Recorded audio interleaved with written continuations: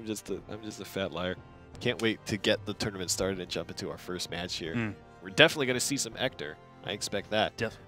But we, between iseestars and Kadeemer, which is going to be the first match that we're going to actually get to see, I wonder, Exodium mentioned, and I've seen this as well, where Nephthys Shadow has become more and more popular. It's been kind of being brought back. Just the board flood and kind of the speed at which you can get kind of the Lich drops. It can do really well against mid-range Shadow. Specifically, it's a great matchup against there. Yeah, you can actually get some strong boards. Defensively, it can actually be really strong as well. So I'm interested to see if that's going to be a big thing that's going to make it to the later rounds. And it's also interesting to consider how Sword is kind of falling out a little bit, but Noah's still playing real strong here. So lots of questions, and we'll see. Speak of the devil, there's a battle who underway. Is that? Is that Latham? Dark It's Dragoon, Latham and Forte. ruler of the skies. This Dragon on Sword matchup. We haven't seen Latham. We don't see him that much, do we? He's a cool guy. He's a great leader. He has to close his mouth, though. He's just, all those bugs are flying in there, man. Especially if he's like running in a battle with his mouth open like that. The thing about Latham is he's always just super keen on getting the evolve started. He's just looking at that counter, just. He's focusing. He's not going to miss that for 1 second. Also, swing going down on the Ivory Dragon there. Not the best trade, but I mean, you're getting to take off an opponent's fall, and we're getting your own knight on the board.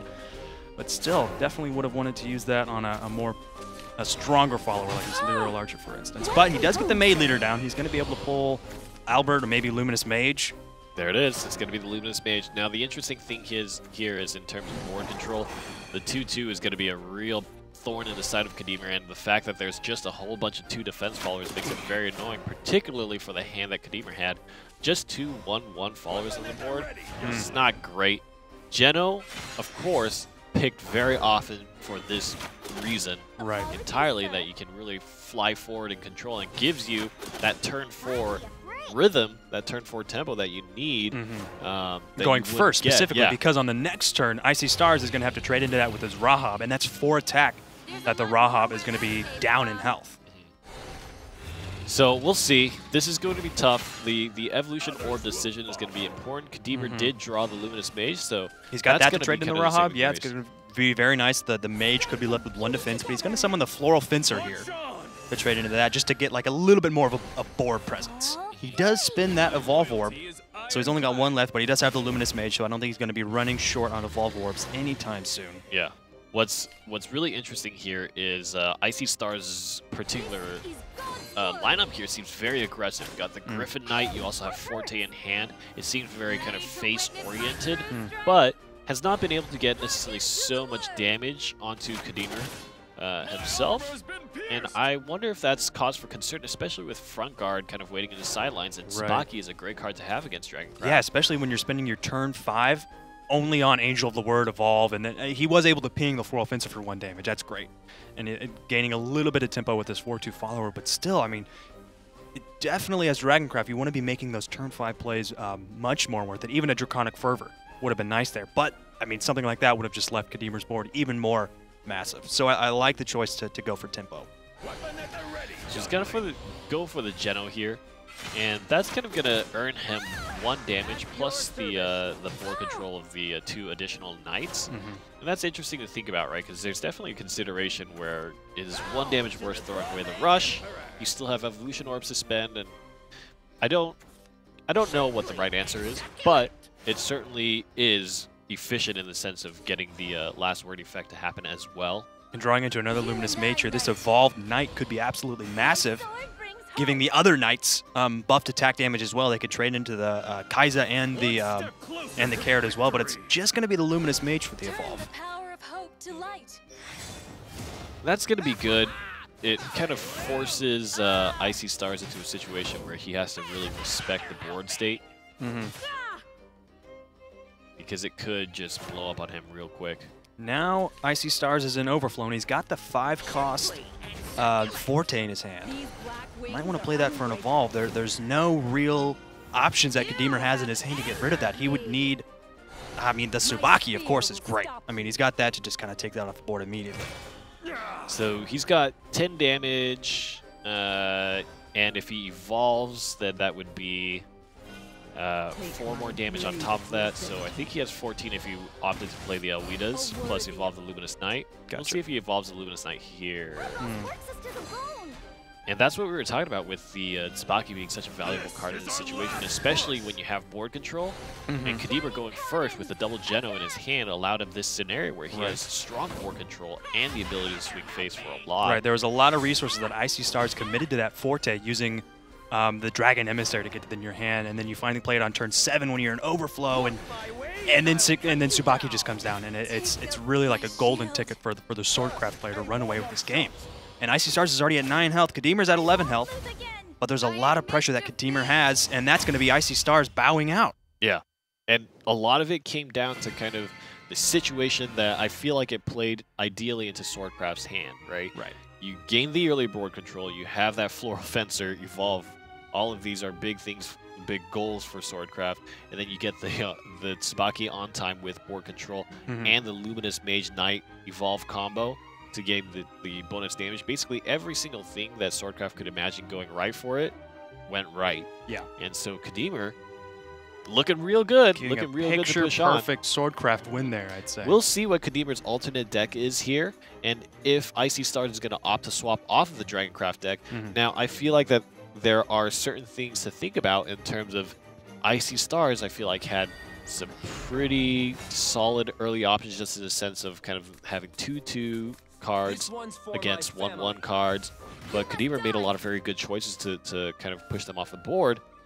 I wonder if iseestars is kind of thinking twice, and it looks like he's going to change to his Swordcraft deck, and I kind of like that, just in the sense of like, look for something else for now. Right, especially with these mulligans we're seeing. iseestars with a 1 and a 2-drop.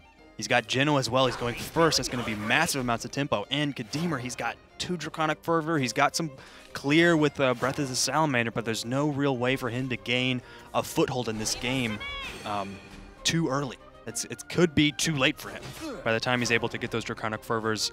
On turn 3, he does have Imprisoned Dragon. That could be an absolutely massive card. So I think he's not feeling too bad about his hand. Getting rid of the 2 damage drop was actually really important, I think, because that damage really adds up. Now he only takes a ping for 1, which is going to... Oh my god, what is this hand? Zeus and double Genesis Dragon. That's interesting, too, because most decks, at least prior, you would see them run only 1 of those cards.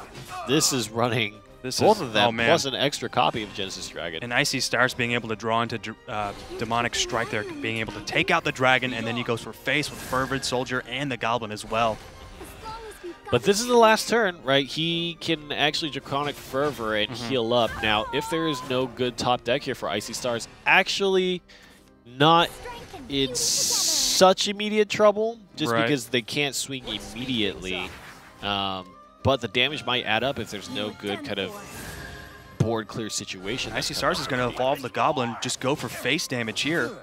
Yeah, and I think that's absolutely the right choice. Right, and Kadeemer can still trade the Aelia into the Floral Fencer or the Goblin. Yep, he really does not want any of this to stay. Right, having the ward is going to feel really, really nice. Taking out the Floral Fencer is great, not giving iseestars a chance to evolve that for free, but he's got another one in his hand. He's got a Geno too. This is turn 6. Yep, definitely a play here. Is he going to evolve the Quick Blader? I think that puts Kadeemer in a very awkward situation. It's going to leave him at 10, and that's definitely a dangerous level to be at. Oh man, Kadeemer could ramp twice this turn. I think that's what he's going to have to do. What's the draw? It's Sybil. Oh, it's Sybil, yep. Really super smart. I really liked how he leaded with the Oracle. Right. Spending the low-cost card with the draw first, seeing what he gets, and it really paid off. This is going to help because the healing from Sybil, plus if he were opt to heal more, and Sybil is not removed, he's going to keep healing up, and that's going to be very effective for him. He needs to get himself out of that kind of lethal storm range. Right, and now in iseestars' hand, Pompous Princess with the Palace Fencer, great cards, but I mean, he's going to have to really get rid of the Sybil on the board if he wants to make a lasting impression in this game.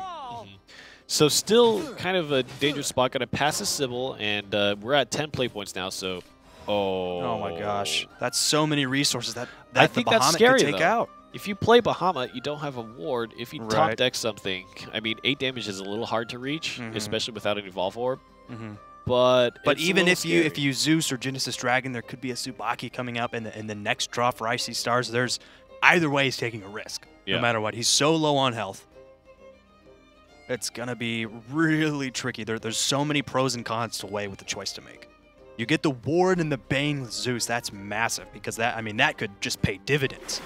But the fact that he has 5 damage is so scary. Mm-hmm.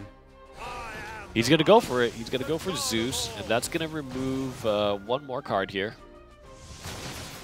So 5 damage. If Tsubaki comes through, it's not a death.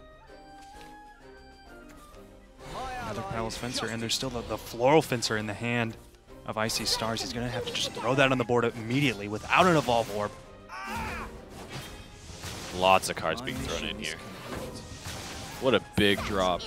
Still alive, too. And now Kadeemer, I mean, feeling a little bit more Genesis comfortable Dragon? for sure. He could 11, Genesis Dragon 7. 7, yep. Yep. For a total of 18 damage. If he does that, and then Icy Stars draws Albert, I mean, what a game that would be. So he's going to heal up 3. That's going to put him at 14. Oh, he goes for the board control. Yeah, definitely the great choice here. He's going to heal up. And still has to push through that ward on Zeus. So it's looking real. foreseen this. Dang. Icy Stars tapping out Kadeemer. Kadeemer, taking 2-0 in the round of 8. Look at him go. Real safe decision making as well. Very safe. And very high pressure situations too, in terms of just there were a lot of branching options, and I think he chose the right ones in both games. With his Swordcraft deck as well as with his Dragoncraft deck, it just feels very practiced and very refined. Right, and there was a few moments there where Icy Stars knew, okay, I need to ramp up the damage here. I have to evolve this Goblin and go for face damage as opposed to evolving the Floral Fencer, but it just wasn't enough, and Kadeemer was able to hang on and take the game. It's so interesting too because Kadeemer is this guy who's been playing in the Shadowverse Opens week after week after week, and he was talking about, okay, this is the last week, I got to step it up, and I'm going to play my heart out. Nice. And he's obviously made it through the early rounds, and now he's going to the semifinals. Let's take a look at the bracket and see how that plays out for him.